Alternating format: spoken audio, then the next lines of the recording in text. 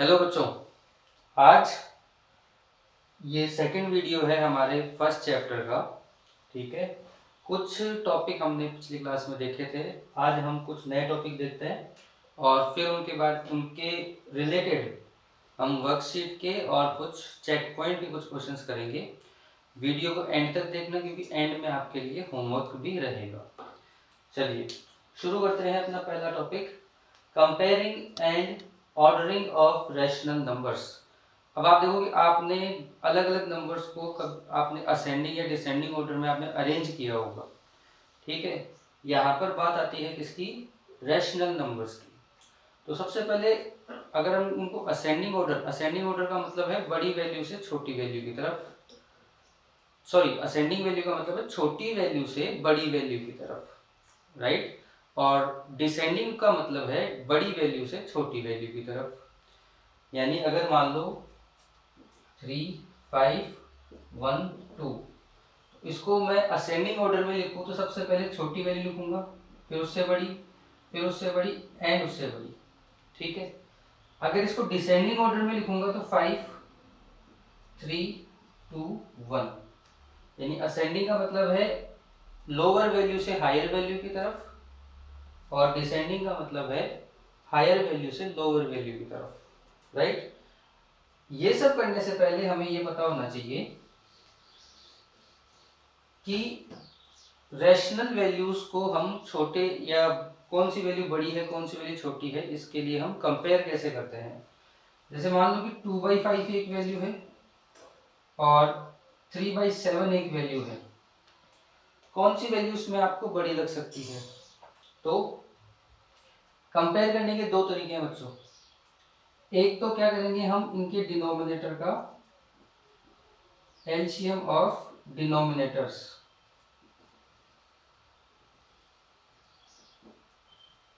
Denominator को LCM में, sorry denominator का हम एलसीएम कैलकुलेट करेंगे। तो 5 और 7 का एलसीएम अगर आप कैलकुलेट करोगे तो ये कितना होगा, 5 इंटू 7 35। ठीक है, अब आपको क्या करना है, इनके डिनोमिनेटर इक्वल करने हैं।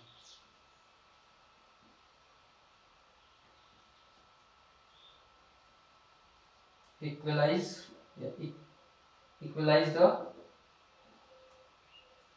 डिनोमिनेटर्स। ठीक है, तो 2/5 है अपने पास, 2/5 को हमें 35 के इक्वल करना है। यानी और दोनों में ही क्या करना है, यहाँ पे भी 35 लेके आना है और यहाँ पे भी 35 लेके आना है। तो देखो 35 लेके करना है तो यहाँ पे मैं इसको 7 से मल्टीप्लाई करूंगा। अब 7 से बच्चों ये अकेला मल्टीप्लाई नहीं होगा, इसके साथ साथ इसका न्यूमरेटर भी मल्टीप्लाई हो जाएगा, ये बात आपको ध्यान रखनी है।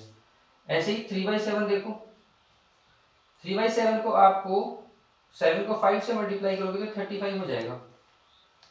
अब ये 5 अकेला नहीं होगा मल्टीप्लाई, सॉरी 7 के साथ साथ 3 भी 5 से मल्टीप्लाई होगा। अब इनको मल्टीप्लाई करके लिखो तो क्या आएगा, 14/35 और यहाँ पे आ जाएगा 15/35। अगर न्यूमरेटर इक्वल आ गए, अब आप चेक करो कि डिनोमिनेटर कौन सी वैल्यू का बड़ा है, सॉरी उल्टा बोल गया मैं। अगर डिनोमिनेटर इक्वल आ चुके हैं तो आप चेक करो कि न्यूमरेटर कौन सी वैल्यू का बड़ा है। तो ये वाला न्यूमरेटर बड़ा है तो ये वाला नंबर भी बड़ा है। तो ये आपको यहाँ पे साइन आप लगा दोगे। ठीक है, हमें पता पड़ गया कि 15/35 बड़ा है। और अब इनकी जो वैल्यू थी, जो स्टैंडर्ड वैल्यू थी वो आप लिख दो, 2/5 इज लेस देन 3/7। एक तो बच्चों ये मेथड है जिसमें आप डिनोमिनेटर का सबसे पहले एलसीएम निकालते हो और फिर डिनोमिनेटर को एलसीएम के इक्वल करते हो। ठीक है, सेकंड मेथड देखो इसका। सेकंड मेथड थोड़ा सा ज्यादा इजी है या ज्यादा कम टाइम लेगा। ऐसा मान लो आपको इसे मल्टीप्लाई करना है तो यहाँ पे आएगा 14। ठीक है, और इसको मल्टीप्लाई करना है तो यहाँ पे कितना आएगा, 5 इंटू 3 15। बताओ कौन सी वैल्यू बड़ी आई, ये वैल्यू बड़ी है तो आप क्या लिखोगे 2/5 इज लेस देन 3/7। सबसे इजी मेथड है। आपको क्या करना है, देखो इस वैल्यू के लिए आपको इसके न्यूमरेटर को सामने वाली वैल्यू के डिनोमिनेटर से मल्टीप्लाई करना है और इस वैल्यू के लिए इसके न्यूमरेटर को सामने वाली वैल्यू के डिनोमिनेटर से मल्टीप्लाई करना है। तो इस तरह से आप क्या पता कर सकते हो, अब जिधर बड़ी वैल्यू आए उधर क्या होगा, वो वैल्यू बड़ी हो जाएगी। ठीक है, एक ये मेथड आपके पास रहता है। अब देखो बुक के कुछ एक दो एग्जाम्पल दे देते हैं और ये वैल्यू ये मेथड और आपके क्लियर हो जाएगा। आपके एग्जाम्पल 5 है 35/17 एंड 29/12। इन दोनों में कौन सी वैल्यू बड़ी है, कौन सी वैल्यू छोटी है, कौन सा रैशनल नंबर बड़ा है और कौन सा रैशनल नंबर छोटा है। तो आप क्या करोगे 35/17, देखो आपको क्या करना है, इसको तो इससे मल्टीप्लाई करना है और ये वैल्यू को यानी कि एरो आप उल्टा लगाओ, इसके न्यूमरेटर को इसके डिनोमिनेटर से मल्टीप्लाई करना है। तो 35 × 12 कितना होगा एंड 29 × 17 कितना होगा। तो 35 को मल्टीप्लाई करेंगे अपन 12 से तो ये आ जाएगा यहाँ पे 70 और यहाँ पे 35, तो 0 2 4 4 to 0 आ जाएगा। और यहाँ पे 29 को अगर आप 17 से मल्टीप्लाई करोगे तो ये आएगा कुछ 493 आ जाएगा।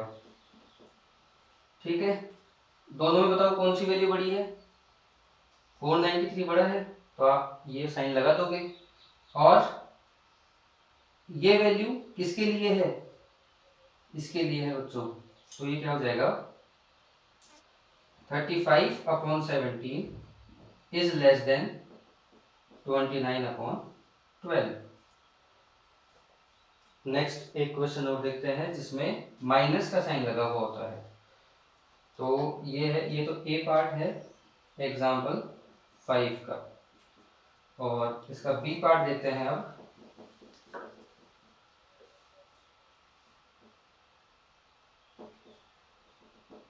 आपको बताना है -7/5 एंड -22/44। देखो सबसे पहले तो आप क्या कर सकते हो, इसको सिंप्लीफाई कर सकते हो। अगर ये वैल्यू सिंप्लीफाई हो रही है तो, या फिर अगर नहीं भी करो तो भी कोई दिक्कत वाली बात नहीं है, आंसर सही ही आएंगे। लेकिन अगर सिंप्लीफाई करोगे तो आपको मल्टीप्लाई थोड़ा सा आसान हो जाएगा। तो देखो इसको मैं लिख सकता हूँ 7/5 तो सिंप्लीफाई नहीं होगा क्योंकि दोनों में किसी सेम वैल्यू का डिवाइड नहीं जा रहा। एंड यहाँ पे देखो -1/2 हो जाएगा क्योंकि 11 से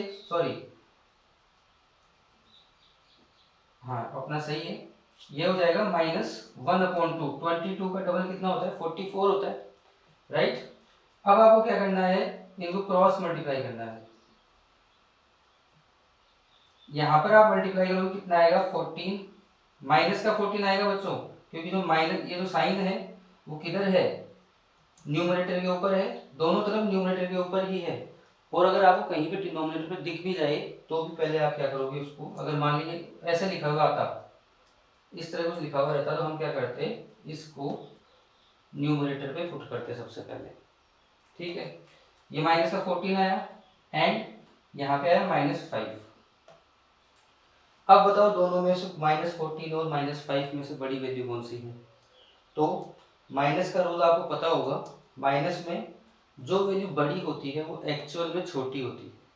ठीक है, तो यहाँ पर -14 बड़ी वैल्यू है तो ये एक्चुअल में छोटी वैल्यू है, किससे, -5 से।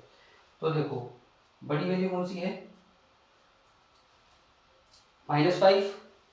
अब ये वैल्यू बड़ी है, इसका मतलब क्या होगी 7/5 जो वैल्यू है वो छोटी हो जाएगी, किससे, -22/44 से। ठीक है, क्या है आपकी बुक में इस वैल्यू को बड़ा बताया हुआ है, यानी माइनस का 1/2 इसको वैल्यू को छोटा बता रखा है और -7/5 को बड़ी वैल्यू बता रखा है। ठीक है। तो एक्चुअल में देखो, अगर ध्यान से गौर करो तो ये गलत है, बुक का ये मिसप्रिंटेड है, या बुक में कुछ साइन गलत लगा हुआ है। कैसे आप पता कर सकते हो? 5 को डिवाइड करोगे 7 में तो कितना आएगा? 5 × 5 और कितना आया यहाँ पे आपके पास बचा 2, तो 1.4 आंसर आया यहाँ पे। और ये रहेगा आपका 0.5, हाफ है, ये 1/2 है, माइनस की वैल्यू लगी हुई है दोनों के ऊपर। अब बताओ -1.4 बड़ा है या 0.5 बड़ा है? तो आप माइनस की वैल्यू है, इसलिए वैल्यू है आपके पास -0.5, या इसको बोलेंगे -1/2 इज ग्रेटर देन। तो आपका ये आंसर जो बुक में है वो गलत है बच्चों। इसको अगर बुक है आपके पास तो आप उसमें करेक्शन कर सकते हो। चलिए, तो इस तरह से जो कंपेयरिंग के मेथड है वो आपको क्लियर हो गए होंगे। अब आते हैं अपन इनको असेंडिंग और डिसेंडिंग ऑर्डर में अरेंज करने पर, यानी ऑर्डरिंग ऑफ रैशनल नंबर्स पे आते हैं। एक एग्जांपल लेते हैं, एग्जांपल 6 है। देखो, इसमें आपको वैल्यूज दे रखी है 8/9, देन 1/6, 7/12, -1/3 एंड -3/4। ये वैल्यूज गिवन है और इनको आपको असेंडिंग और डिसेंडिंग ऑर्डर में अरेंज करना है।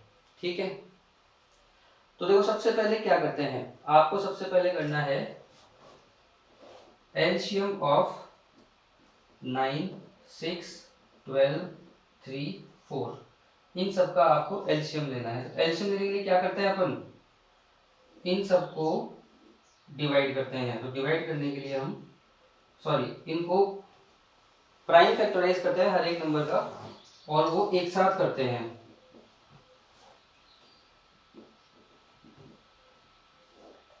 करो, देखिए सबसे पहले देखो 2 से डिवाइड हो जाएगा, कुछ नंबर 2 से डिवाइड हो रहे हैं, ठीक है, तो 2 से डिवाइड हो रहे हैं तो 9 डिवाइड नहीं हो रहा, 6 3 टाइम डिवाइड होगा, 12 6 टाइम डिवाइड होगा, 3 डिवाइड नहीं होगा, और 4 2 टाइम डिवाइड होगा। जो नंबर डिवाइड हो रहे हैं उनको डिवाइड करना है, जो नंबर डिवाइड नहीं हो रहे हैं उनको डिवाइड नहीं करना है। फिर भी कुछ इवन नंबर रह गए, 9 में डिवाइड नहीं जाएगा, 3 में डिवाइड नहीं जाएगा, 6 में 3 टाइम डिवाइड जाएगा, ठीक है, 2 1। आपको हर एक नंबर के नीचे 1 लेके आना है। अब ये वैल्यू 3 से डिवाइड हो रही है क्या, तो 3 1 1 1, एंड फिर देखो कितना हुआ ये, 3 से एक बार और डिवाइड कर दो तो सभी वैल्यूज के नीचे 1 1 आ जाएगा। तो अब आपका जो एलसीएम की जो प्रोसेस है वो खत्म हो गई है। एलसीएम निकालने के लिए क्या करो, इनको मल्टीप्लाई कर दो, तो ये बन जाएगा आपका 3 3 9, 9 2 18, 18 2 36। ये वर्क आपको रफ कॉपी में करना है। 36 हमारा एलसीएम आया, ठीक है। हमें क्या करना है, इन सभी डिनोमिनेटर्स को 36 के इक्वल लाना है, यानी 8/9। अब इसको बताओ 9 को 36 बनाने के लिए क्या करना पड़ेगा, 4 से मल्टीप्लाई कर दूंगा मैं। 4 से अगर डिनोमिनेटर मल्टीप्लाई हो रहा है तो न्यूमरेटर भी मल्टीप्लाई होगा।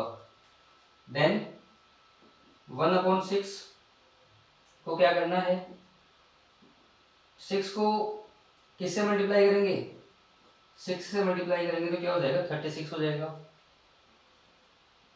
7/12 को क्या करेंगे, 12 को 3 से मल्टीप्लाई करेंगे तो 3/3 हो जाएगा। फिर नेक्स्ट नंबर जो आपका है वो है -1/3। 3 को आपको मल्टीप्लाई करना पड़ेगा बच्चों 12 से, ठीक है, 12 से ऊपर नीचे मल्टीप्लाई कर लो। और -3/4 के लिए आप क्या करोगे, 9 से आप वैल्यू को न्यूमरेटर और डिनोमिनेटर को मल्टीप्लाई करोगे। ये ध्यान रखना कि एक वैल्यू जो डिवाइड हो रही है तो न्यूमरेटर भी डिवाइड होना चाहिए, मल्टीप्लाई होना चाहिए, और डिनोमिनेटर भी मल्टीप्लाई होना चाहिए। अब इनको मल्टीप्लाई करके लिख दो एक बार। यहाँ पे आएगा 32 अपॉन 36, यहाँ पे आएगा 6 अपॉन 36, यहाँ पे आएगा आपका 31 अपॉन 36, यहाँ पे आएगा -12 अपॉन 36, यहाँ पे आएगा 27 अपॉन 36। ये वैल्यूज हो जाएगी। यहां तक करने के बाद में अब आप इनको असेंडिंग और डिसेंडिंग ऑर्डर में अरेंज कर सकते हो। असेंडिंग ऑर्डर क्या होता है? लोअर वैल्यू से हायर वैल्यू की तरफ। तो लोअर वैल्यू देखो, सबसे पहले क्या करेंगे, डिनोमिनेटर्स सारे इक्वल हैं तो हम न्यूमरेटर में जो छोटी वैल्यू है उसको पहले लिखेंगे। ठीक है, अब देखो ये तो पॉजिटिव वैल्यू है तो ये तो सबसे छोटी वैल्यू नहीं है। इन दोनों में सबसे छोटी वैल्यू कौन सी है? तो जो माइनस में बड़ी वैल्यू है वो एक्चुअल में छोटी वैल्यू है। तो सबसे छोटी वैल्यू आ गई हमारी -27/36। उसके बाद में -12/36 हो जाएगा। हो गया। अब इन तीनों में सबसे छोटी वैल्यू कौन सी है? सबसे पहले क्या है हमारे पास 6/36 हो गया। फिर इससे बड़ी वैल्यू कौन सी है? 21/36 हो गया। और सबसे बड़ी वैल्यू है 32/36। इस तरह से ये एक हमने अरेंजमेंट कर दिया। अब देखो कोमा की जगह अगर आप ग्रेटर देन या लेस देन का साइन लगाओ तो भी चलेगा। जैसे यहाँ पर क्या है 27/36 is less than by -12/36, then -12/36 is less than by 6/36। इस तरह से आप लेस देन के साइन लगाकर आप लिख सकते हो। ठीक है, इनकी जो सिंपल फॉर्म है वो भी यहाँ पे लिख दो। तो -27/36 के लिए क्या क्या था हमारे पास? -3/4 था। ठीक है, -12/36 के लिए हमारे पास था, साइन वही रहने दो, -1/3 था। ये 1/6 था। यहाँ पर हमारे पास 21/36 कहाँ पर है? ये 21/36 तीसरी वैल्यू 7/12 है, दिख जाएगी। एंड 32/36 हमारे पास है 8/9। इस तरह से ये असेंडिंग ऑर्डर हो गया। अब डिसेंडिंग ऑर्डर में क्या करना है?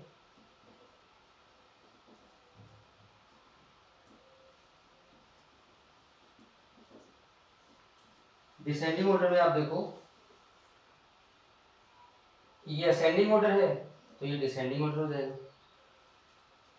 सबसे बड़ी वैल्यू को पहले लिखना है 8/9, it is greater than 7/12, it is greater than 1/6, it is greater than -1/3 and it is greater than -3/4। ठीक है, इस तरह से असेंडिंग और डिसेंडिंग ऑर्डर आपको करना है। ध्यान रखो फिर से, पहले आपको एलसीएम लेना है जो भी डिनोमिनेटर है, जितने भी नंबर आपको गिवन है उन सबका। ठीक है, उसके बाद आपको क्या करना है, डिनोमिनेटर को आप एलसीएम के इक्वल लेके आओगे।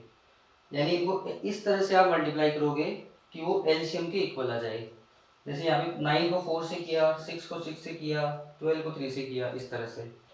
फिर जब डिनोमिनेटर इक्वल हो गया तो न्यूमरेटर से आप ये कंपेयर कर सकते हो कि कौन सी वैल्यू बड़ी है, कौन सी वैल्यू छोटी है। माइनस का आपको स्पेशल केयर रखनी है। जहाँ पे माइनस का साइन आ जाए वहाँ पे आपको थोड़ा सा ध्यान फोकस करना है कि कौन सी वैल्यू छोटी होगी और कौन सी बड़ी होगी। ठीक है, तो इस तरह से ये कंपेयरिंग और ऑर्डरिंग आपका कंप्लीट हो जाता है। अब देखते हैं अपन रैशनल नंबर को ऐड और सब्ट्रैक्ट करना।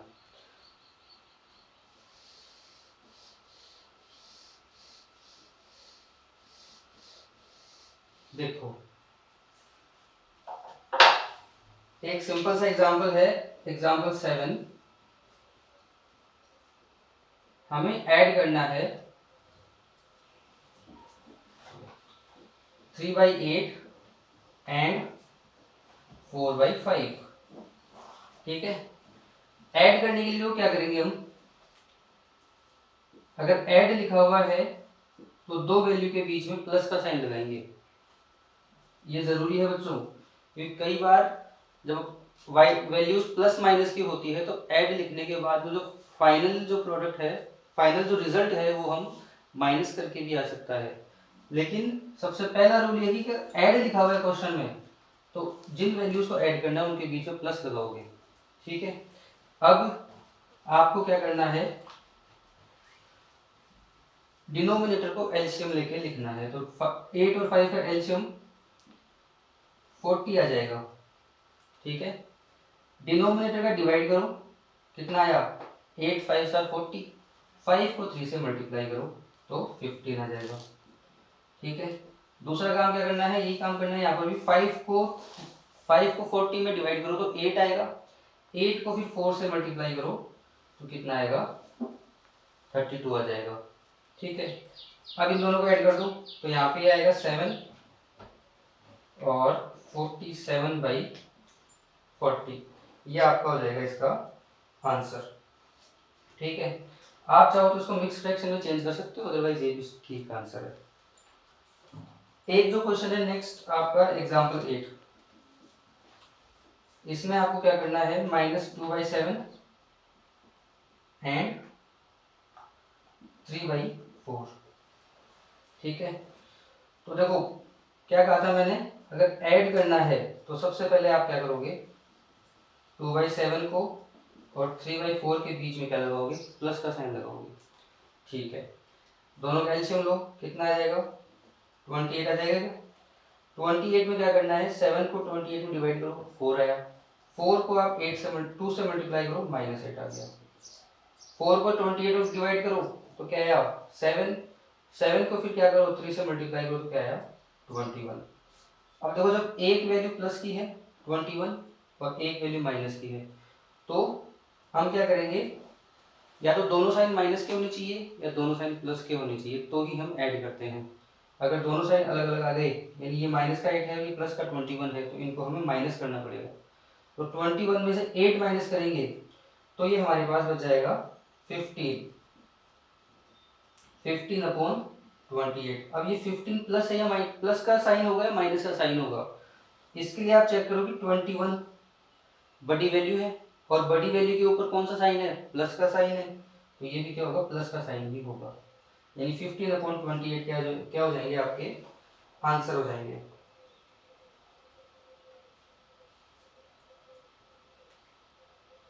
यहाँ पे 15 नहीं, आप माइनस करोगे तो कितना हो जाएगा 13 आंसर आ जाएगा।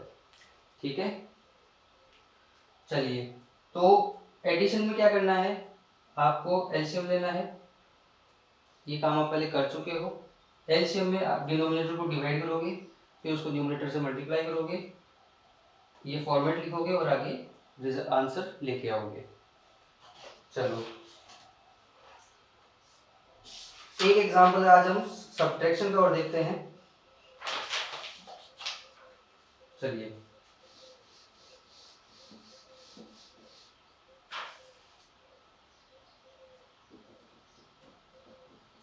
Subtract 6/11 from -3/7। ठीक है, तो देखो सब्ट्रैक्ट करना है, किसमें से किसको सब्ट्रैक्ट करना है, तो हमें पता है कि -3/7 से हमें 6/11 सब्ट्रैक्ट करना है। तो सब्ट्रैक्ट लिखा हुआ है इसलिए हम क्या करेंगे, माइनस का साइन लगाएंगे। तो -3/7 से हमें सब्ट्रैक्ट करना है 6/11। ठीक है, अगर ये भी माइनस का होता, यहाँ पे क्या बोल रहा हूँ मैं, अगर ये भी माइनस का होता तो हम क्या करते, सब्ट्रैक्ट -6/11 फ्रॉम -3/7। तो 3/7 से हमें सब्ट्रैक्ट करना है तो माइनस का साइन लगाया, फिर इस माइनस के साइन को हमने ब्रैकेट में रखा, फिर ये माइनस और माइनस प्लस हो जाते हैं, यानी -3/7 प्लस 6/11। अब ये क्या हो गया, आप इनको एलसीएम लेके सॉल्व करोगे। चलिए क्वेश्चन पे आते हैं। यहाँ पे माइनस का साइन नहीं है, ठीक है। तो -3/7 में से सब्ट्रैक्ट करना है तो माइनस करेंगे 6/11 को। एलसीएम अगर लेते हैं 11 और 7 का तो कितना आता है 77। 77 अगर एलसीएम आता है तो यहाँ पे डिवाइड करो 7 को 77 में, कितना डिवाइड जाएगा 11 टाइम जाएगा। 11 को 3 से मल्टीप्लाई करो तो कितना आएगा 33 और माइनस का आ जाएगा। 11 को डिवाइड करो 77 में कितना आएगा 7 आएगा, और 7 को मल्टीप्लाई करो 6 से तो कितना आ जाएगा 42। दोनों वैल्यू माइनस की है इसलिए क्या होगा दोनों को ऐड करेंगे, लेकिन साइन किसका हो जाएगा माइनस का हो जाएगा। तो ये 5 और ये यहाँ पे 7, और दोनों माइनस की वैल्यू थी इसलिए साइन किसका आया माइनस का साइन आ गया। तो इस तरह से सब्ट्रैक्ट के और एडिशन मेरे ख्याल से आपको समझ में आ गया होगा। पहले भी ये कर चुके हैं हम छोटी क्लासेस में। जो अगली क्लास होगी उसमें हम तीसरा टॉपिक पढ़ेंगे, properties of addition and subtraction, ठीक है। अभी आपको स्क्रीन पे आपका होमवर्क नजर आ रहा है,